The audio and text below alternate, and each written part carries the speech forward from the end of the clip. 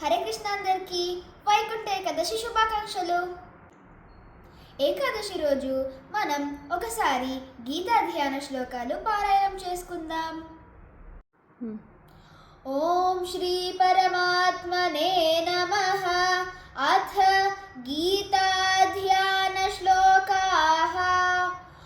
ఓం పార్థాయ ప్రతిబోధితాం భగవతా నారాయణేన స్వయం వ్యాసేన గ్రథితాం పురాణమునినా మధ్యే మహాభారతం అద్వైతామృతవర్షిణీం భగవతీం అష్టాదశాధ్యాయినీం అంబ త్వామనుసందధామి భగవద్గీతే భవద్వేషిణీం.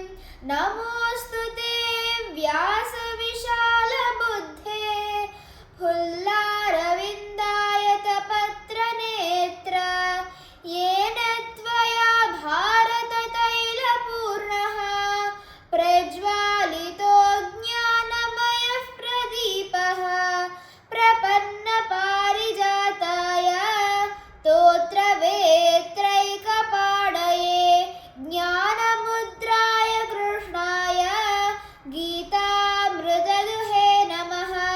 वसुदेवसुतं देवं कंसचाणूरमर्दनं देवकी परमानन्दं कृष्णं वन्दे जगद्गुरुं.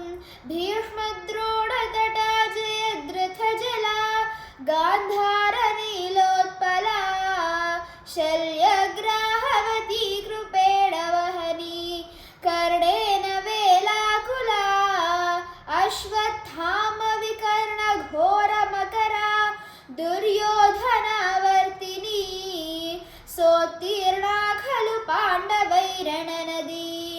कैवर्तकः केशवः पाराशर्यवचः सरोजममलं गीतार्थगन्धोत्कटं नानाख्यानककेसरं हरिकथा सम्बोधनाबोधितम्. लोके सज्जन षट्पदैरहरः पेपीयमानं मुदा भूयाद् भारत पङ्कजं कलिमला प्रध्वंसिन श्रेयसे. मूकं करोति वाचालं पङ्गुं लङ्घयते गिरिं यत्कृपातमहं वन्दे परमानन्दमाधवम्. शान्ताकारं भुजगशयनं पद्मनाभं सुरेशं विश्वाधारं गगनसदृशं मेघवर्णं शुभाङ्गं लक्ष्मीकान्तं कमलनयनं योगिहृद्ध्यानगम्यं वन्दे विष्णुं भवभयहरं सर्वलोकैकनाथं. यं ब्रह्मा वरुणेन्द्ररुद्रमरुतः स्तुन्वन्ति दिव्यैस्तवैः वेदैः साङ्गपदक्रमोपनिषदैः गायन्ति यं सामगाः. ध्यानावस्थिततद्गतेन मनसा पश्यन्ति यं योगिनः यस्यान्तं न विदुःसुरासुरगणाः. देवाय तस्मै नमः.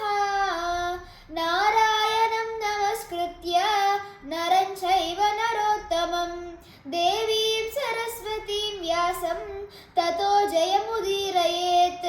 सच्चिदानन्दरूपाय कृष्णाय कृष्णकारिणे नमो वेदान्तवेद्याय गुरवे बुद्धिसाक्षिणे. सर्वोपनिषदो गावः दोग्धा गोपालनन्दनः पार्थो वत्सः सुधीर्भोक्ता दुग्धं गीतामृतं महत्. गीताशास्त्रमिदं पुण्य यः पठेत् प्रयतः पुमान् विष्णोः पदमवाप्नोति भयशोकादिवर्जितः. एकं शास्त्रं देवकी पुत्रगीतम् एको देवो